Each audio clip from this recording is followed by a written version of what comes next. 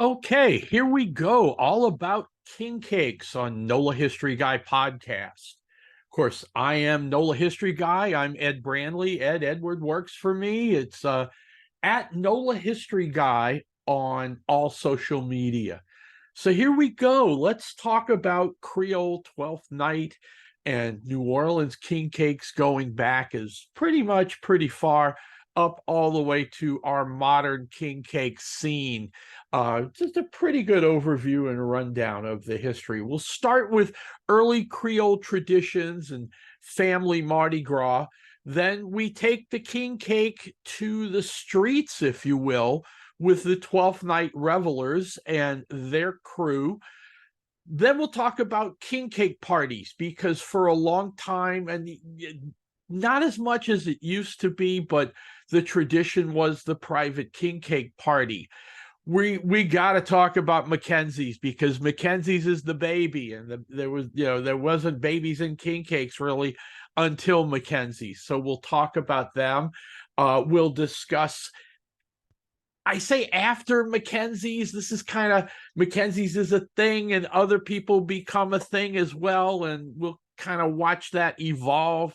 Then talk about the modern king cake scene and where things are in New Orleans kind of now for in recent years. And we're going to plug the book, the big book of king cake, which is really a fantastic coffee table book for your house if you're into carnival, and if you're into New Orleans in general. And we'll talk about that too. So let's go back to the beginning. And the beginning, of course, is the Feast of the Epiphany, Little Christmas. The Orthodox actually celebrate Christmas on Epiphany, but in the Roman Catholic, in the Western Christian tradition, of course, we have Christmas on December 25th, and then 12th night is Epiphany, or the visit of the three wise men to see the baby Jesus and give the baby the gifts of gold, frankincense, and myrrh. Little Christmas was and is a big thing, but it tended to be a private thing. So we'll talk about that and where we go. So yeah, the three wise men came to Bethlehem. They followed the Star of David, which there's a ton of astronomical explanations for that and everything. But let's throw that out and go with tradition for a little bit. That basically at some point while Jesus, Mary, and Joseph were in Bethlehem or someplace in the general area, maybe they'd gone back to Nazareth, the three wise men of the East came and said, we want to acknowledge this is his star. And that turned into, of course, an extension of the Christmas season. Go back to medieval days and even a little bit earlier, and pretty much everybody in Europe is cooped up for the winter. So you've got Christmas, and the Lord in the castle would hold Christmas court, and then they'd hold a 12th night court or a 12th night feast and celebration as well. And 12th night was a great time in particular for weddings, because you didn't want your wedding on Christmas. I mean, Christmas is Christmas. It's a different celebration. But by 12th night, yeah, let's marry off my daughter to the Lord at the next castle or something like that. That evolves, of course, into just family traditions. The French and Spanish, among other Europeans, come to America. They come to North America. We see those traditions, in particular the French and Spanish, evolve into Creole traditions, and that gives us, in particular, family dinner on 12th night, that same kind of feasting type thing. Possibly still, depending on traditions, may still marry off your daughter on 12th night. And whatever you're doing, whether it's a feast, a meal to celebrate at home, or something a little more public, you would celebrate with the gâteau de roi, the Creole original king cake. There's a number of bakers that still make this style gâteau in New Orleans. You can see it's usually sometimes fruit filled, sometimes with a cream, sometimes just a flaky pastry. But this is arguably one of the original styles of king cake. Now, in terms of New Orleans, we've got this going here from, oh gosh, coming into we generally peg the origin of New Orleans at 1718 or so, with the trappers and explorers before that, the Spanish coming on the Mississippi as well, and then Spanish colonial in Florida, and in what we call, of course, the Florida parishes along the Gulf of Mexico. That whole thing evolves, but we're still kind of in that private celebration type formation at that point. By the 1850s, New Orleans, of course, is a big deal. Cotton is king. Steamboats, riverboats are coming up and down the river, bringing cargo, taking imports from Europe and the northern colonies, the northern states by now, up into New Orleans, and then going up the river from there.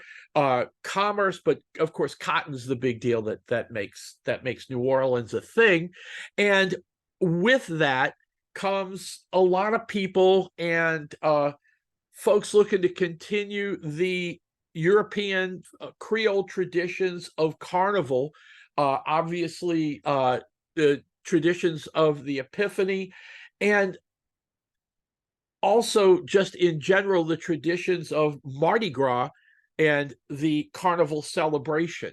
Okay, so it's the late 1860s. We're past the Southern Rebellion, but more importantly, we are past the beginning of the formal public modern carnival traditions that begin in 1857 with the Mystic Crew of Comus. So Comus begins their parading and their masked ball in 1857. There's a pause because of the Union occupation during the Southern Rebellion, and then they pick that back up after the rebellion is suppressed. By the late 1860s, you have other players looking to get into the public carnival scene in addition to the Mystic Crew of Comus. And one of the first groups that does that goes for the beginning of carnival rather than tacking on to something at the end at Mardi Gras, and that becomes the 12th Night Revelers.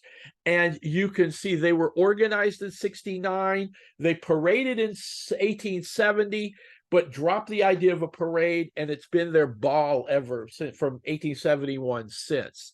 In 1869, on New Year's Eve, in the Daily Picayune, the new 12th Night Revelers organization placed an ad that said, "Dear Pic," as in Dear Picayune, "we have met you daily on the streets, shaken hands with you, wished you a Merry Christmas and a Happy New Year, and yet you profess ignorance of us and our purposes. We do not propose to enlighten you just now."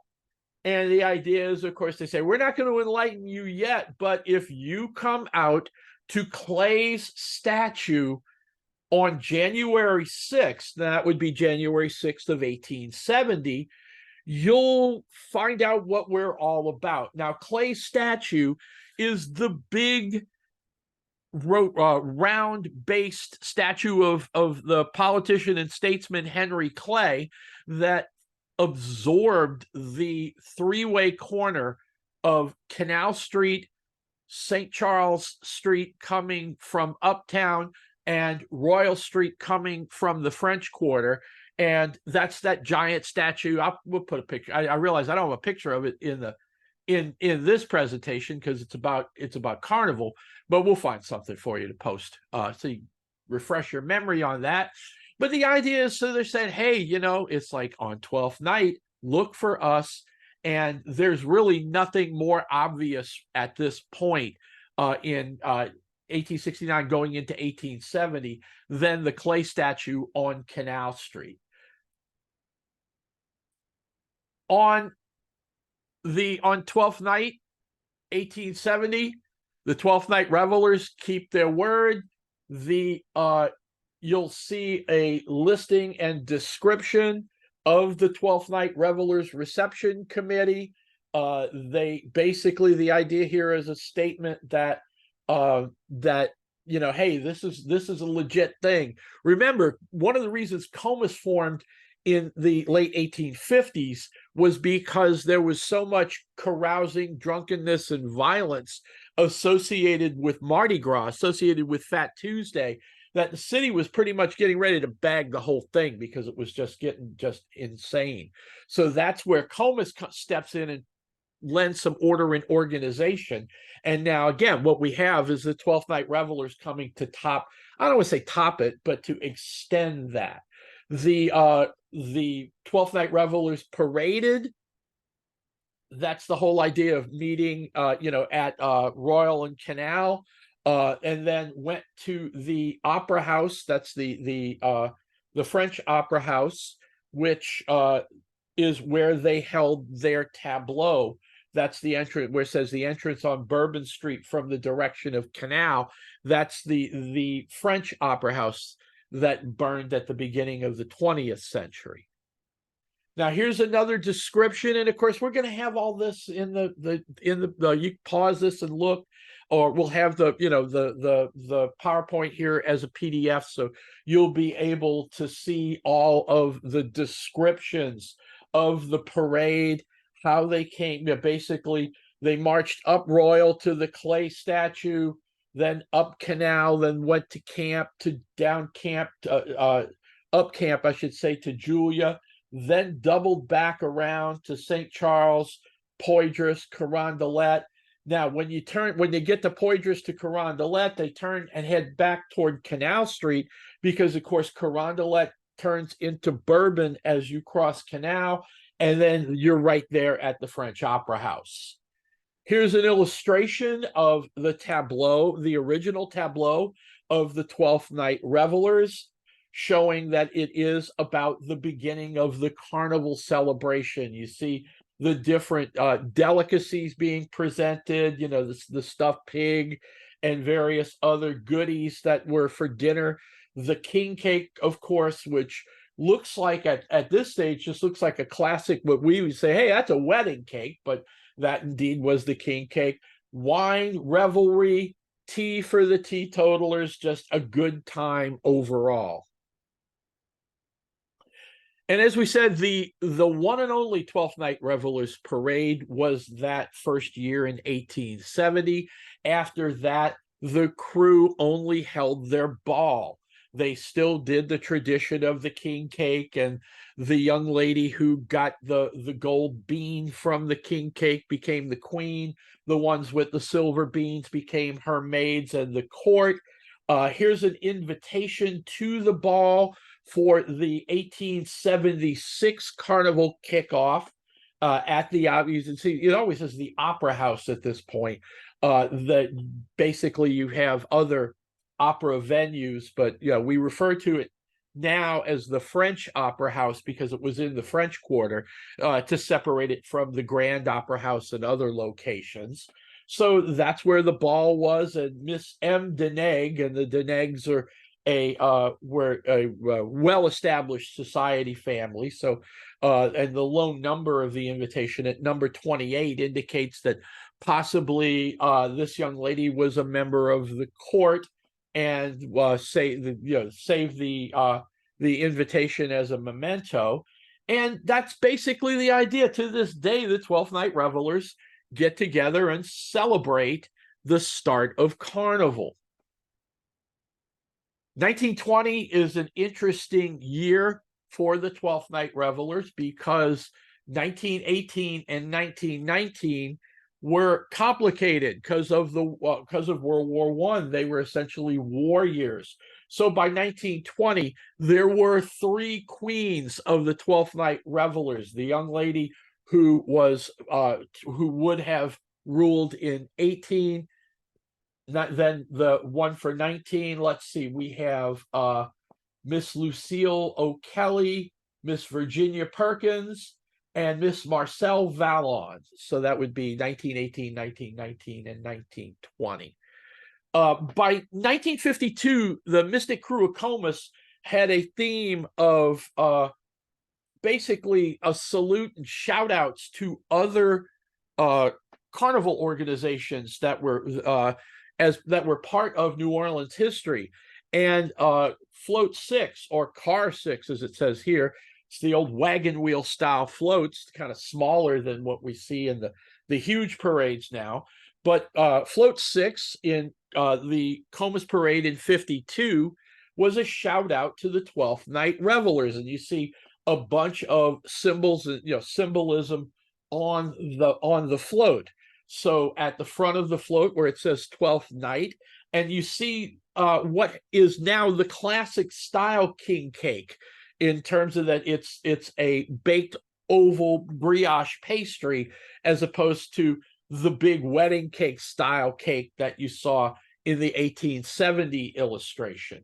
The Knights of 12th Night, the Revelers, so you've got the knight's helmet, and then you have the Comus, that's members of the Comus crew, dressed as 19th century what would have been costumed members of 12th Night. The bells, the jingle bells that you could see there, plus the big cowbell, were used by the 12th Night Revelers to ring in and formally announce carnival. You saw that tradition get picked up later by the Funny 40 Fellows when they began to do their public announcement that carnival had begun. Then you've got revelers at the top of the float, and at the back you see the beans, the gold bean and the silver bean. And the idea again behind the beans was that's how the 12th Night Revelers announced their court. They would basically you'd have the bean in the king cake, and so usually you just have one bean in a king cake, and that would be the tradition of you're at a party and you got the bean, you would then hold the next party or buy the next king cake, as it were. For the ball for the 12th Night Revelers, of course, they used the king cake beans, the gold bean named the Queen, and the young ladies who received silver beans were the maids of the court. There were some incidents and things got messed up and awkward and everything else at various times in the history of the crew. By 1964, and there was much earlier than this, but this was the part of the program for the ball of 12th Night Revelers in 1964, announcing who the king or the queen is, as well as the maids of the court. So there's your gold bean holder, Miss Anne Stewart Wisdom, and then the silver beans were her maids of honor. These, of course, are the debutantes. We have coming out cotillions and coming out parties in other cities. In New Orleans, carnival balls were the debutante cotillions. To this day, young ladies are presented to polite society at not a debutante cotillion in New Orleans, but basically the carnival balls. And that extends all the way from just the traditional, quote, old line cruise to the newer cruise. Endymion still has its coronation ball where they introduce the court, and other crews as well. Here's 12th Night Revelers in 2018, and you can see Miss Caroline Acom arrives at the ball at the Ritz-Carlton Hotel, escorted by an officer of the crew. and there's no mystery anymore, right? She's got the gold bean. There's no confusion here, that kind of thing. The traditional big king cake is now a wooden plaster of Paris, paper mache, giant display. And of course, the crew of the 12th night, those that are responsible for the king cake, are dressed as bakers. You can see the captain of the crew on the left-hand side there with his traditional white captain's costume.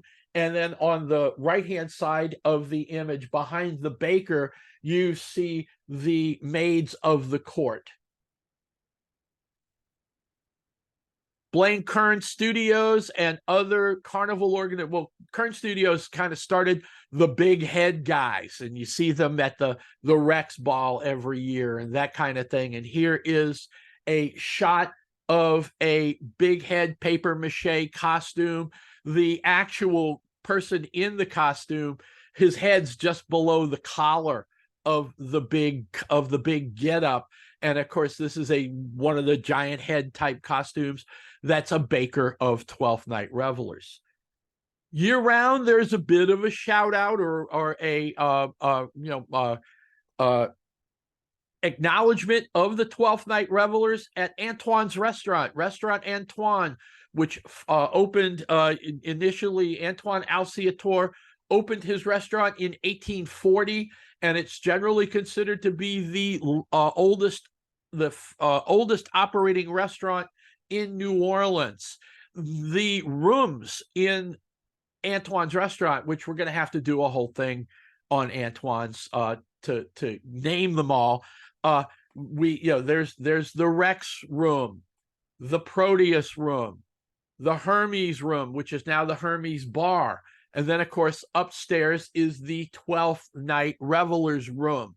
And you can see there's that big replica of the gold bean with the TNR cipher and 1870 on the side. If you go eat at Antoine's, you can book Antoine's on Open Table. It's not a big deal, right? Go to Antoine's. It's a great experience, and for sure go upstairs. If there's not a function or there's not something going on in these rooms, they let you just go in and take a peek. Go look at the Rex room downstairs.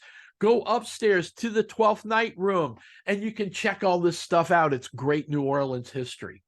Okay, so now it's 1870, and moving forward, we start having both ends of the carnival season bookended now. 12th Night Revelers start the tradition along with other crews and other groups that come in and out of history, but TNR are a big thing. TNR, it's like, yeah, talk to the cat people, of course, that stands for Trap Neuter Release, but in this case, it's 12th Night Revelers. So basically what we have is that time frame, though, where you don't have parades until 2 weeks or so before Carnival, before Fat Tuesday.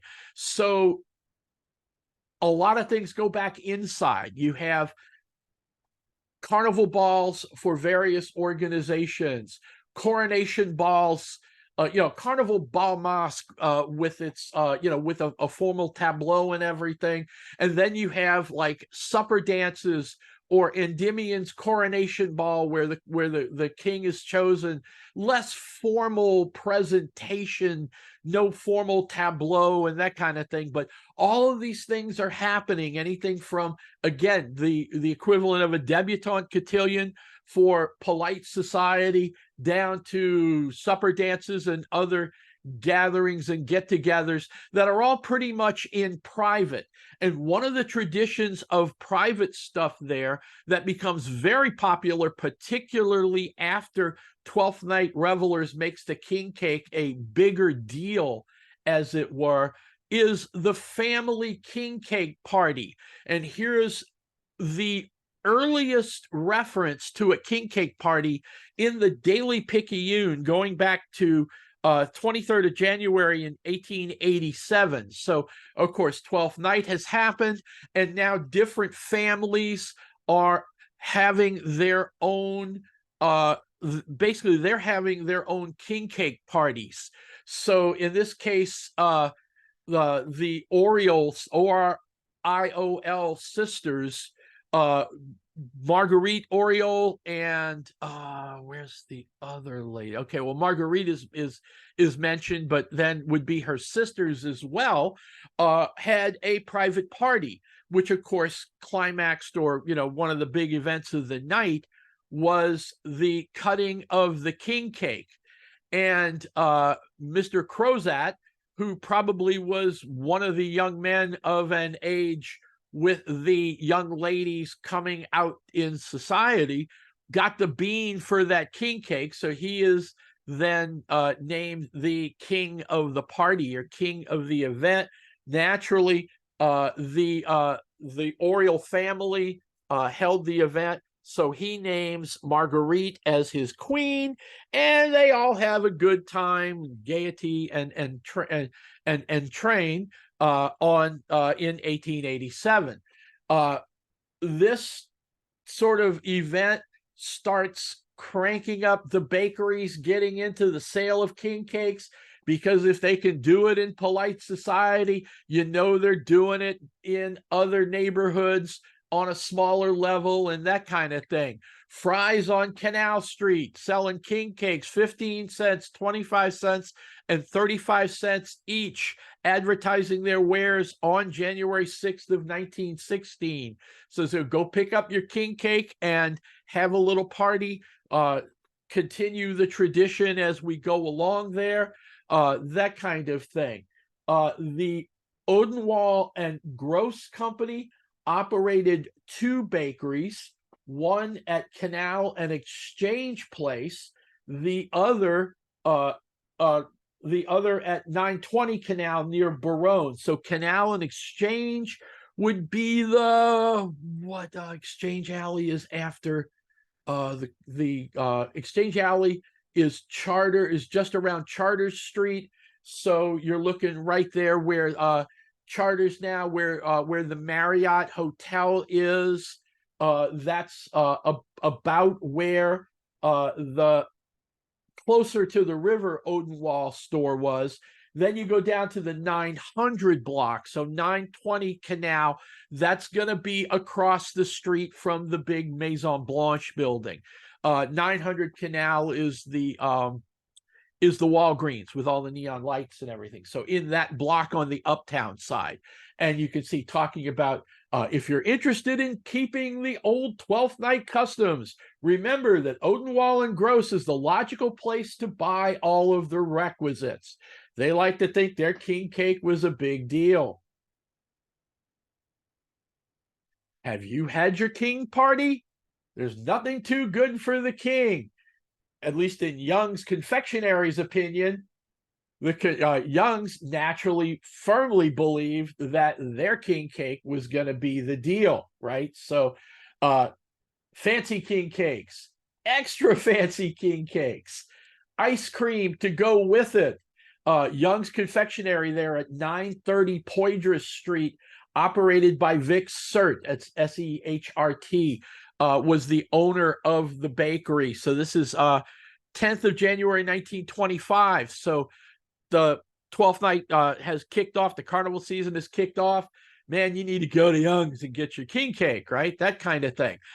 Here's 1936 and a description of a king cake party given by Mrs. Louis C. Masson in honor of her daughter's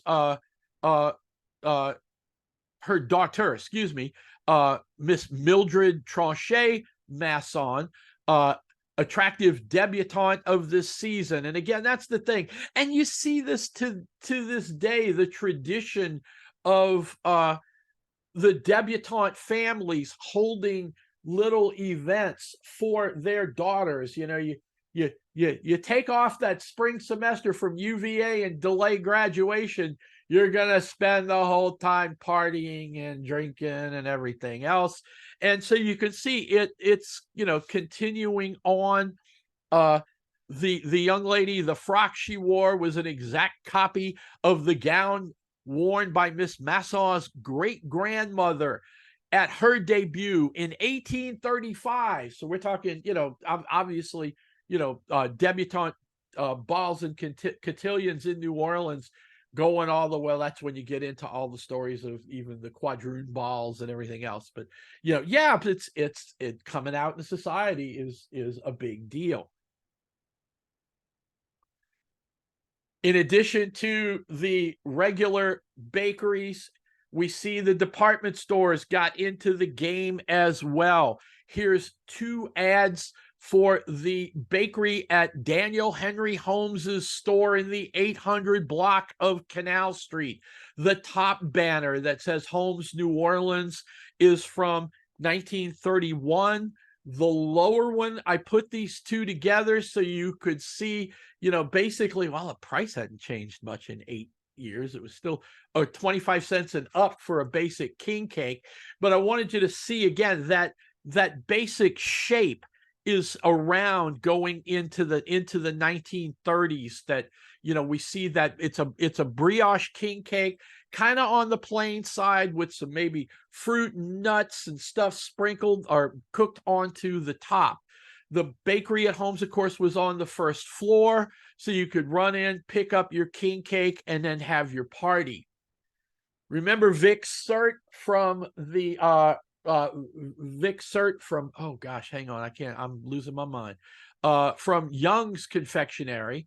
And so by the 40s, the Surts had opened their own bakery at 924 North Claiborne. So this is William Surt and Sons, and this is one of those advertising articles. So it looks like a news article, but it's sponsored, it's paid for by in this case, Surt and Sons Bakery, which is there up on in the 900 block of North Claiborne.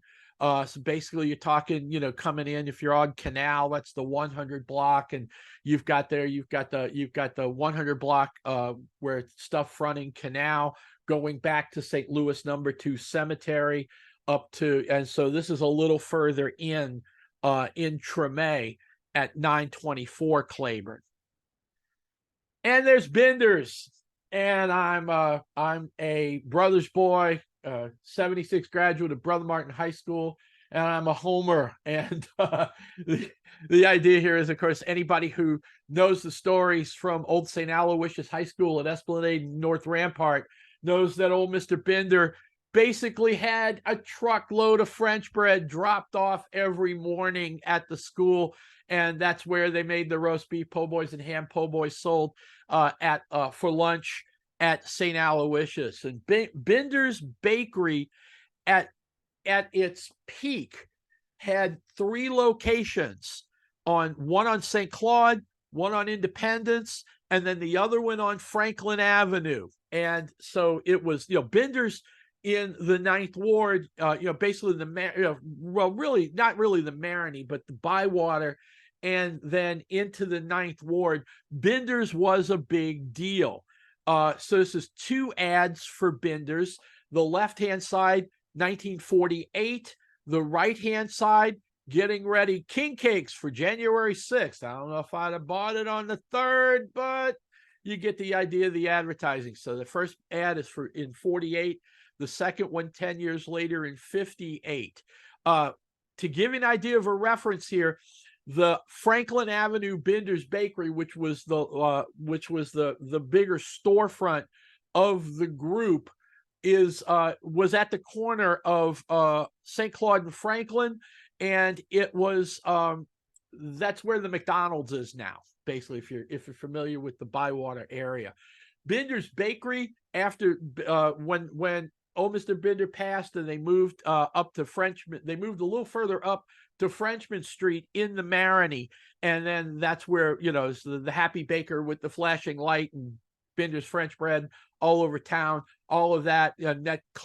Binder's closed. I want to say it's like 2000 or 2001 was when the Frenchman Street store closed. Here's another ad for all your king cake needs, all your king cake party needs. Take that back. from 1955, and you can see the shape of the king cake here, still the classic shape and style is the same. Of course, they're not the only ones to get into this game, in particular the grocery stores.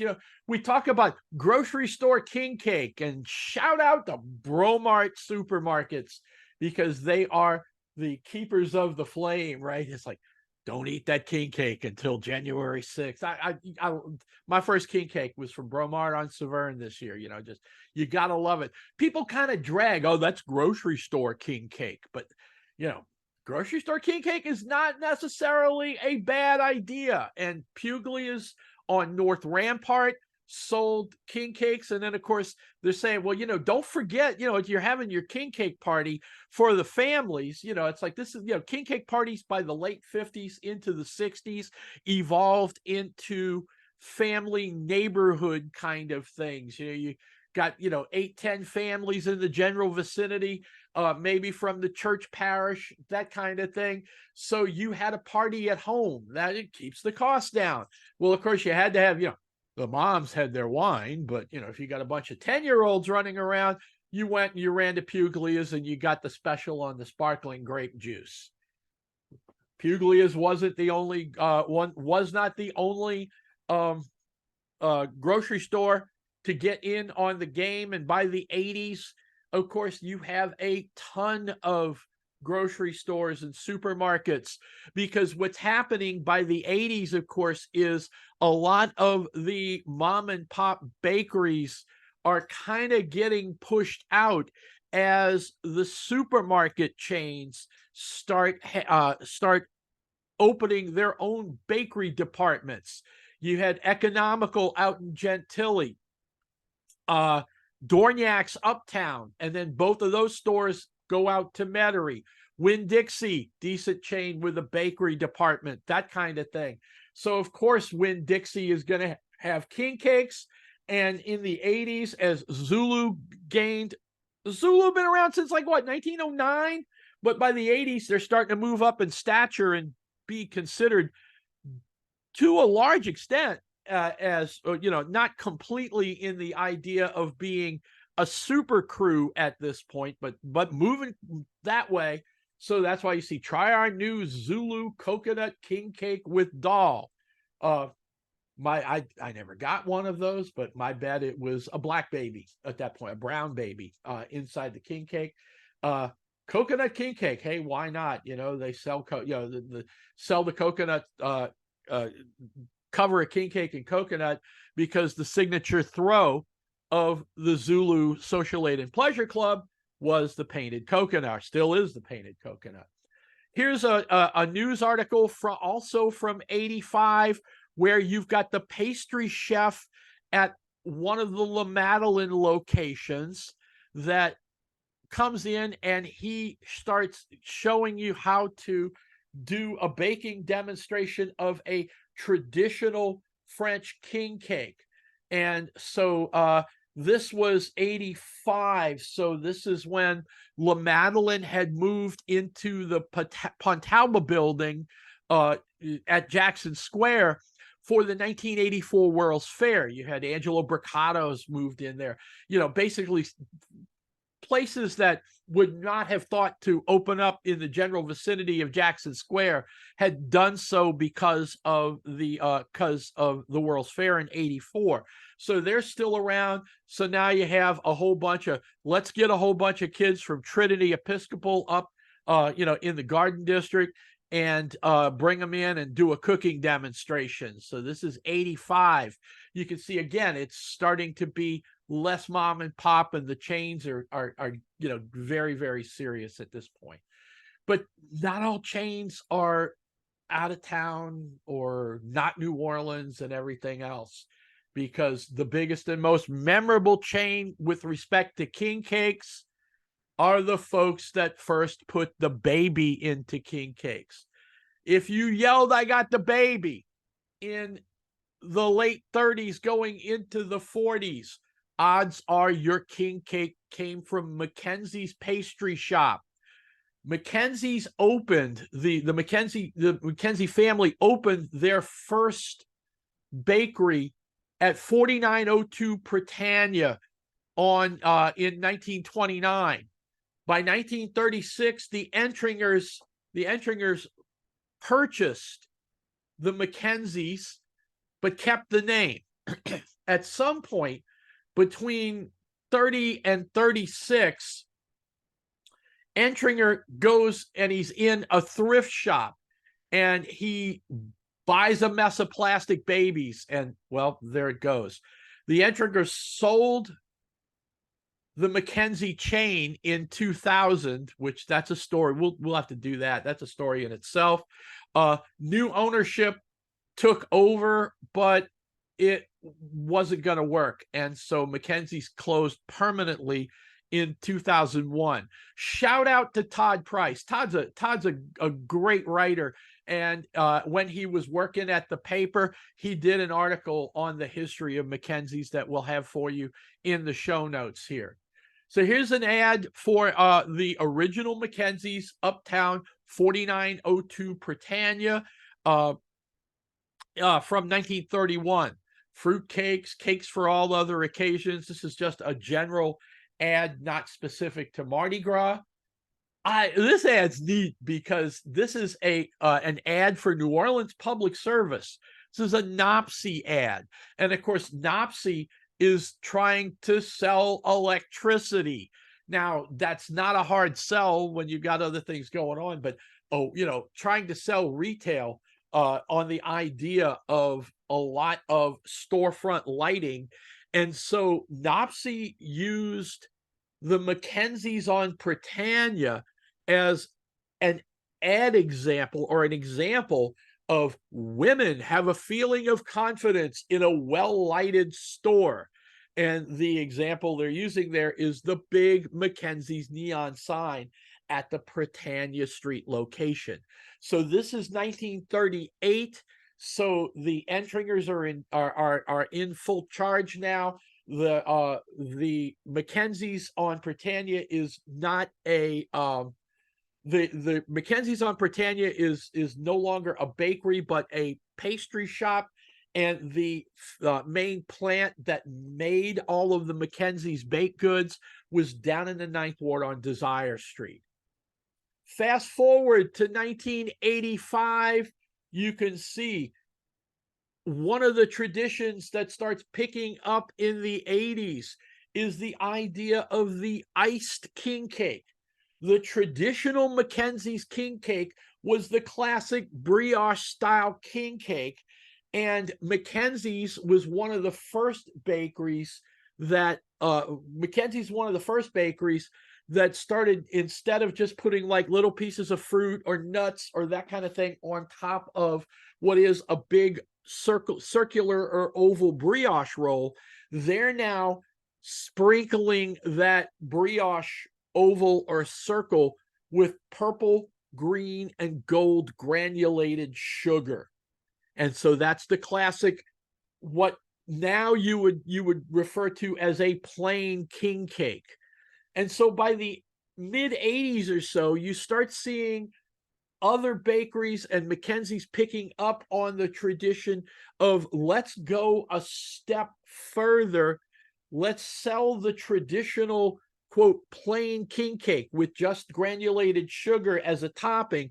Now let's put coffee cake icing on it as well. And that's the idea there of the iced king cake. And here's Donald Entringer. His daddy's the one that bought Mackenzie's and started it in 1989, holding an iced king cake. I need to talk to Derby. I can't colorize to save my life, but I'll see if Derby can colorize. Derby Gisclair, go buy his books. His Steamboat book is really, really good. It's his current book that he's out talking about and everything. But that's neither here nor there. I just think that, yeah, we probably should figure a way to colorize Mr. Entringer here. Here's a shot of Entringer in the Desire Street main plant with a round iced king cake in 1989. Unfortunately, Mackenzie's bit the dust.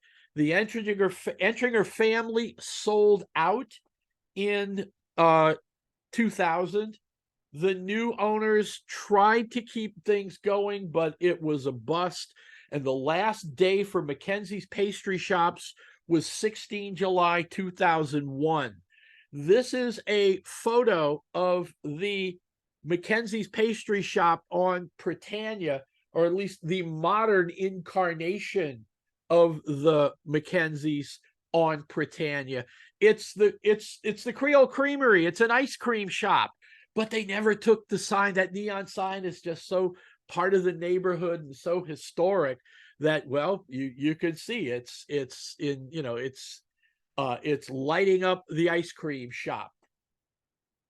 In recent years, or actually, when the bakery, when the Mackenzie's pastry shop closed down in 2001, the company sold a number of the recipes plus the branding of Mackenzie's to the Tasty Donut chain.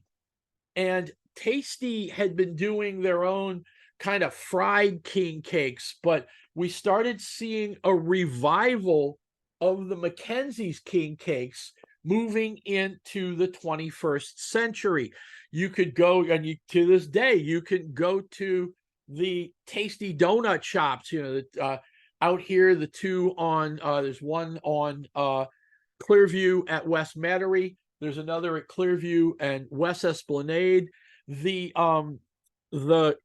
Tasty Donuts on at in the 800 block of Harrison in New Orleans in Lakeview is actually branded Tasty Mackenzie's, and they have the old Mackenzie's logo sign up at the location, and you can buy a king cake there.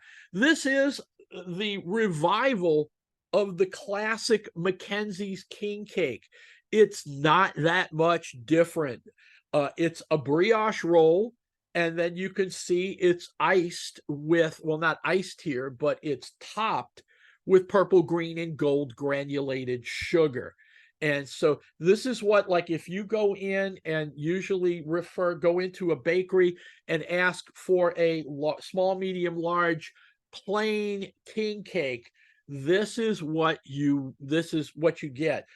You got to be careful with saying plain king cake, though. You go some places and plain means it's not filled. It's not apple filled or cream cheese filled or strawberry filled. It's plain it's a brioche roll, but it may still have icing on it. So this is the Mackenzie's, this is the revival of the original traditional Mackenzie's king cake.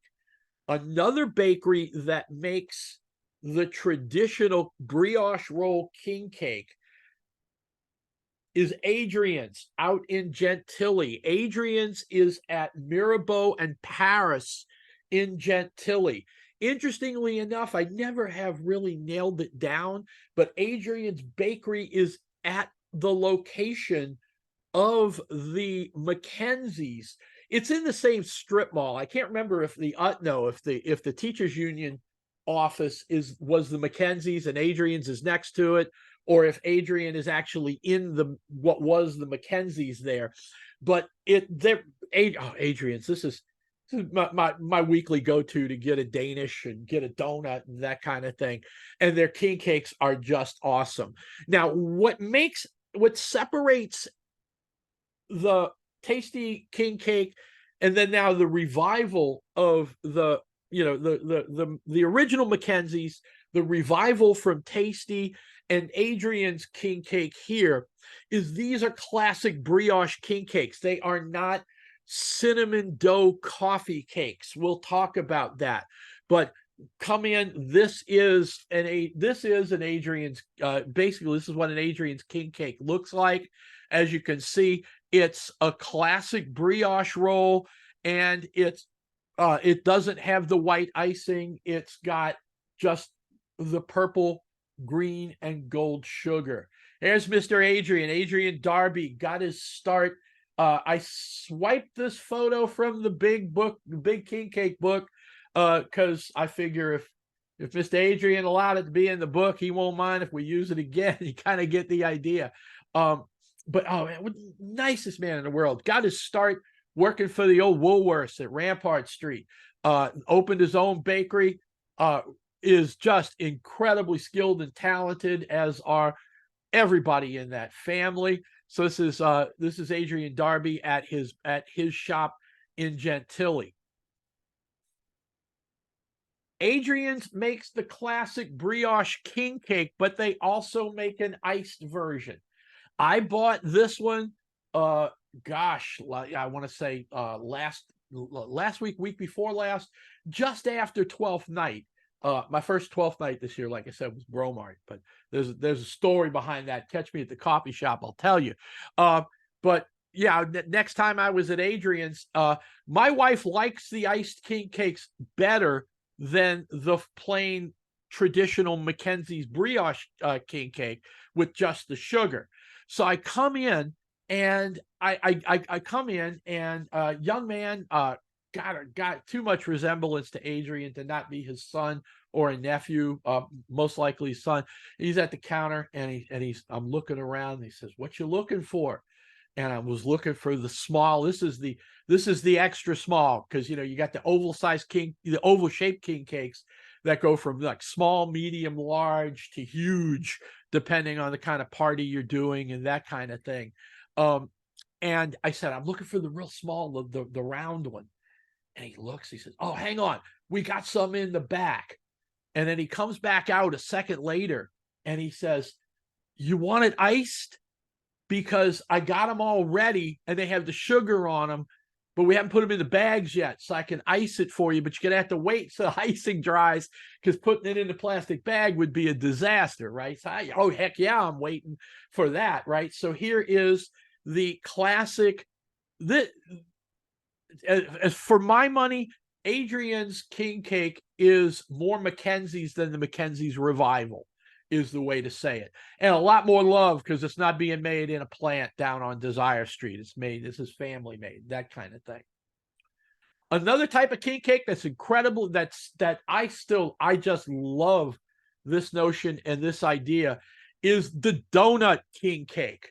Okay, now the idea here is go back to Tasty Donuts before Tasty buys the Mackenzie's recipes, which, by the way, just as a side note, the Mackenzie's king cake isn't the only Mackenzie's thing that Tasty Donuts does now. They sell the brownies, they sell the pies, they sell buttermilk drops. They even make a king cake out of buttermilk drops, which is just kind of nuts. But anyway, but before that, okay, while Tasty was still in business, while Mackenzie's was still in business, Tasty Donuts locations made king cakes that were essentially big donuts. Now, they didn't have ovens and they weren't baking things. It's a donut shop. So what do? You make a big donut. You drop it in the fryer and you fry up the donut. Then you pull it out, you let it drain, you do everything you do for your donuts, and now you ice the donut. And so here's a great example of that comes from my favorite donut shop in town, Blue Dot Donuts on Canal Street. So basically what Zach does is he fries up a big oval donut, then puts purple, green, and gold sugar with vanilla icing on top of it. And this is a donut king cake. And yeah, I've already had one of these too, because I can't help myself. My wife's not too much on this one, but man, these are so good, because it's not baked, it's a donut, it's fried. You get the idea. Here's Blue Dot, 4301 Canal Street. It's Canal in North Hennessy. You can't miss the bright blue building. He's open Wednesday through Sunday. Zach closes on Mondays and Tuesdays. He's in the big book of king cake too. It's a great picture of Zach and his brother Zane in the book as well. Moving on to the other big type of king cake that we have in town, and that's what's generally referred to as the Randazzo style. Now, Randazzo's bakery began down in the parish. Randazzo's was down on Judge Perez Drive. Judge Perez, not St. Bernard Highway, I'm pretty sure of that one. If I'm wrong on that one, somebody from the parish just correct me on that. And but basically the idea was that in the 80s going into the 90s, Randazzo's had been down there for a while, right? But it's the parish, right? It's like nobody's gonna, you're gonna go to Mackenzie's and get a king cake. You're gonna go to Gambino's in Metairie. You're gonna go someplace a little closer to home. But one of the cool things was if you worked downtown and you had somebody that lived in St. Bernard or lived in the 9th Ward, they could go run down to Randazzo's and pick up a Randazzo's king cake. Randazzo's is one of the first bakeries to do the coffee cake style king cake. Unlike the Mackenzie's king cake and the Holmeses and the Certs and all of those older bakeries from the 30s and 40s that were making traditional brioche king cakes, the Randazzo's made a coffee cake dough. It's sprinkled, layered in with cinnamon, kind of thing you would expect from a coffee cake. So basically, the king cake is an oval coffee cake with purple, green, and gold sugar on it, but also a lighter, a little less. Their icing is a little creamier than what you'd get from a Mackenzie's iced king cake or an Adrian's iced king cake. And it just took off. But what really made the Randazzo style king cake take off was when a member of the family, Manny Randazzo, took the family recipe and opened up a Metairie Randazzo's bakery. And that's Manny Randazzo's on North Hudson Street over in Metairie, just off of 17th Street, kind of just a little bit north of Lakeside Mall. That don't go past get in the line at 7 in the morning. You're still going to have to wait because it's just crazy. Or better yet, if you want a Manny Randazzo's king cake, go to Flirty Girl. Lauren will hook you up at the various Flirty Girl locations because she resells Manny Randazzo's, and Martin Wine Cellar also resells Manny Randazzo's. But the family spread out more than just Manny in Metairie, and you see a whole bunch of different branches of the Randazzo family making the Randazzo style king cake. This is Colonial's king cake from Cottage Caterers, which one of the owners is Manny's ex, Diane. And that's a story. I tell you, there's an article about Randazzo's in the paper, and talk to somebody who's, I know them, and you hear, they'll talk your ear off on how Colonial's king cakes came about, but they are the same style as the Manny Randazzo's. You can get Colonial's in a whole bunch of places. PJ's Coffee sells a tiny single individual little round king Colonial's for like about $5. I took this picture at Zappardo's supermarket over on Vets because they're big into it. The purple box are the unfilled traditional king cake. The gold boxes are the filled king cakes, the cream cheese, the apple, the praline, you name it, that kind of thing. Not sure what you want, or you want to try different kinds of king cakes? I have a recommendation for you. Go to King Cake Hub. Check them out, kingcakehub.com, to see the list of who's selling what and everything else. King Cake Hub was started by the late Will Samuels. You might know Will. You might know Will from Pizza NOLA when he was running his pizza place out in Lakeview, and then he got this idea of let's sell a whole bunch of people's king cakes in one location. And so he created King Cake Hub and started it. Originally started selling different people's king cakes at the pizza place. Then he hooked up with the mortuary haunted house people, because obviously by 12th night the haunted house was kind of out of business till next fall. So he hooked up with the mortuary is the old McMahon funeral home on Canal Street, and you had the big drive up, where hearse could pull up and everything else. So they basically started King Cake Hub there. You could see all the different bakeries and options, and you can go get a high dough, get a Brennan's. The Brennan's King Cake is interesting, gracious. Kaywood and Randazzo's is another. That's Coluda's. Those are the Randazzo style king cakes that they sell at King Cake Hub. The traditional thing to say with Will would, may his memory be a blessing, and boy is it ever, because he blessed us with King Cake Hub. Here's what King Cake Hub looks like. This is one of Froggy's photos, an infragmation photo of King Cake Hub, where in its current home at Zony Mash Brewing up on North Broad Street. And it's another one. Be prepared to wait in line. It was a zoo on 12th night. Now we're into that lull period. Calm before the parade storm. You could probably get over there and get yourself a good king cake. Another variation on the coffee cake style of king cake is from Haydell's Bakery. And here's another one of Froggy's pictures. I just picked up my Haydell's king cake today for to get the first of what will be several.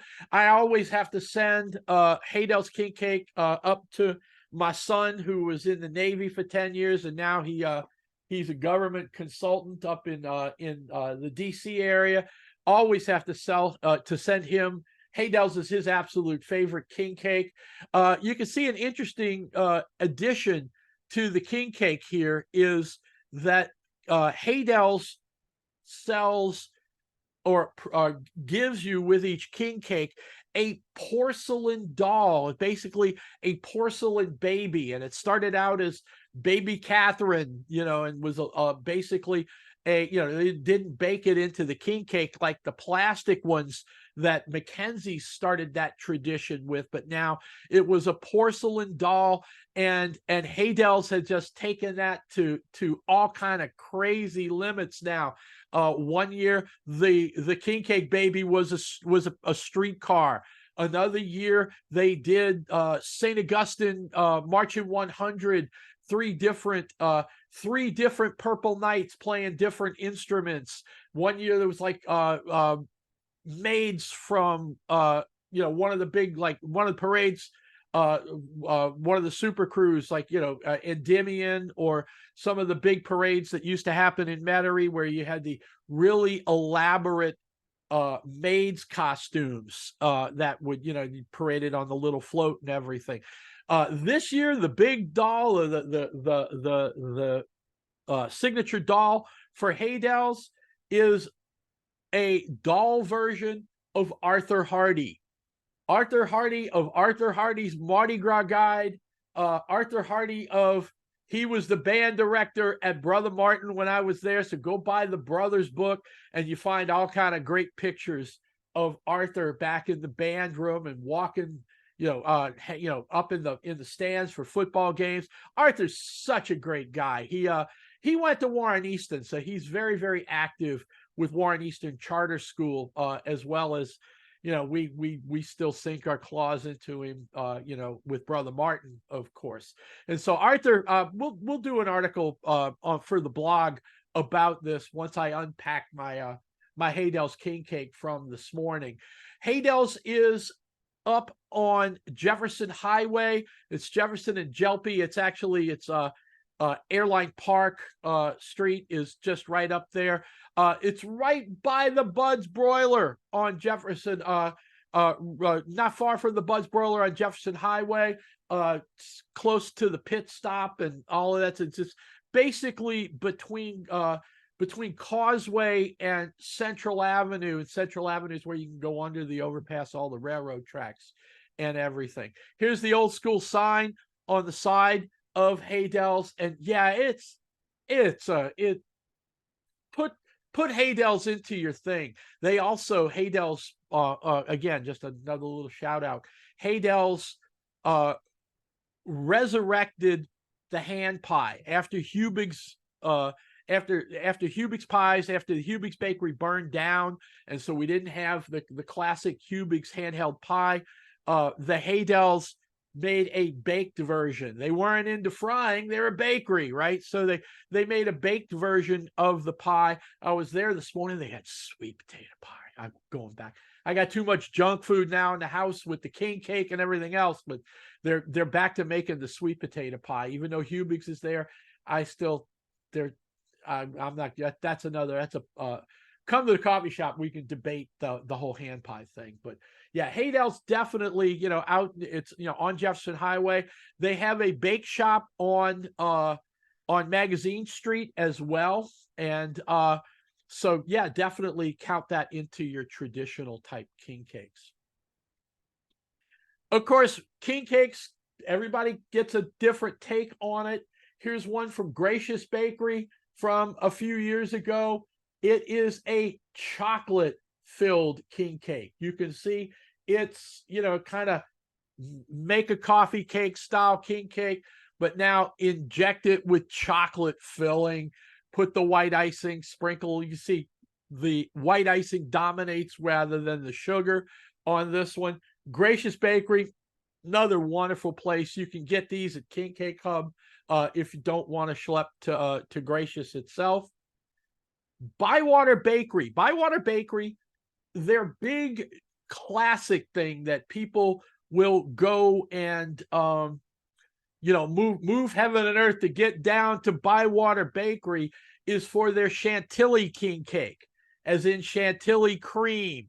And yes, it is all that. And you can get that at King Cake Hub as well. One of the things that they've tried, they do crazy things down there. Like, here's a savory king cake. And they're not the only ones to do this kind of thing. Yes, we are going to talk about Larry Ragusa in an upcoming, if not, well, that's video. So yeah, we'll talk about Larry Ragusa and the comedy stuff about savory king cakes. But yeah, people really started doing it after that. And so Bywater Bakery is one of them. Really good stuff. It's like their Chantilly cake on a good day. It's like, forget just a king cake, but their stuff is just wonderful. Here's Bywater Bakery down, of course, in the Bywater. This is on 12th night. They always have some years it's different. It's whatever, like the Saturday close to 12th night. So here's the king cake kickoff. This is another one of Froggy's photos from 2019. This kind of gathering, of course, kind of got put on hold a little bit for the last couple of years, but you see it now last year, this year, these things are back in full swing. So if you're coming down, or you think you want to come down to New Orleans and you don't want to, get wrapped up into, you don't want to get wrapped up into parades and the absolute zoo that is, that's Mardi Gras and the 2 weeks leading up to Mardi Gras. Yeah, come on down for 12th night. There's stuff you can do and have some fun, that kind of thing. I mentioned it earlier, seen a picture or two from it. The Big Book of King Cake by Matt Haynes with photography by Randy Krauss Schmidt. So that picture of Adrian that you saw earlier came from the book. This is a coffee table size, big old book. It's less a history and more a collection of photos and stories about the current bakers of king cakes. And so it's, just all kinds of really good stories. Like Zach and Zane from Blue Dot are in there. Adrian's is in there. Tasty is in there. Again, it's not like going back to the traditions like we've just done for the pod here today, but mostly this is a lot of current stuff that you'll really, again, this is something, if you have a family member, get them this book. If you are that person, get a hold of this book. I bought my copy where I buy a lot of these big coffee table type books from the 1850 House gift shop that's staffed by the Friends of the Cabildo in the lower Pontalba building. You know, the 1850 house is a Pontalba apartment.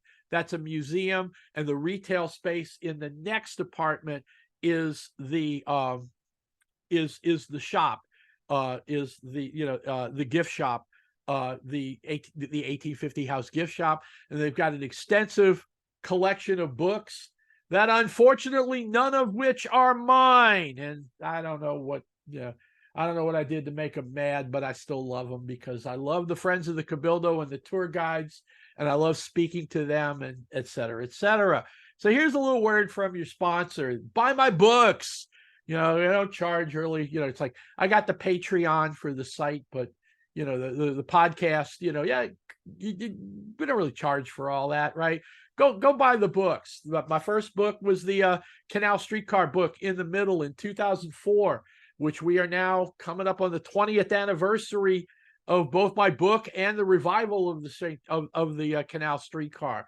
Then I did a book on my old high school, which kind of morphed into making sure I included the two older incarnations. So that's Brothers of the Sacred Heart in New Orleans, which gives us the history of St. Aloysius, Corrier-Zoo, and Brother Martin high schools. I used to work at Maison Blanche department store in Clearview Mall in the Metries. Wrote an article about Mr. Bingle for GoNOLA.com, and the publisher came back and said, hey, you know, department store books make money. So we did a book on Maison Blanche department stores. You remember the HBO series Treme? I pitched a book to my editor at Arcadia saying, let's do a book on Faubourg Treme. It was the last season. We knew that Simon was gonna, you know, tie up the loose ends on Treme for HBO. Let's do that. They came right back and said, we're thinking of a little bit larger scope. And I'm like, okay, how about a history of jazz? So the Treme book actually evolved into New Orleans jazz. That's the cover is the 1967 incarnation of the Preservation Hall Jazz Band. Was one of their album covers.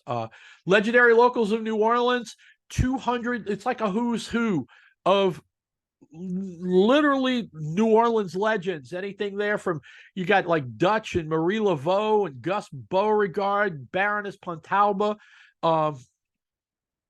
Austin Leslie with his little captain's hat there. You know, just all kinds of different people from all walks. Look at Wendell down there in the bottom. You know, just all different people from all walks of life. 200 little bios, Pops in the middle, of course. Fun. That was such a fun book to do. If you got a kid that needs need to write a report on something, start with the Legendary Locals book, and then, you know, pick a person they like, and then take all of that to the librarian and say, hey, can you get me some more stuff on that person? The last book I've done, my most recent book, which is I got to get moving on a new idea here. This is for the History Press, was after I'd done the Maison Blanche book. The History Press came and said, hey, you know, it's been 20 years since Krause Department Store closed. Why don't we do a lost history book on Krause? And I was like, twist my arm. And so that's Krause, the New Orleans Value Store. Of course, again, that's me. The website is NOLAHistoryGuy.com. I am NOLA History Guy, all one word, on Twitter and Facebook and Insta and Threads. You name it, NOLA History Guy is out there. Hat tip to the folks who did this. I just love this little, you know, old parchment-y, ink-stained PowerPoint theme. I keep using it all the time for this stuff. We start doing some of the food stuff and everything, I'll change it up a little bit. But yeah, definitely it's a fun theme and everything else. Folks, thanks so much. Appreciate all of you for your time listening to the pod. We're going to put this up. It'll we'll have, you know, a few notes on where you like buying the book. Make sure we mention King Cake Hub. Some of the other stuff we'll put up in the show notes, of course. Thanks for listening. I appreciate you guys just so much.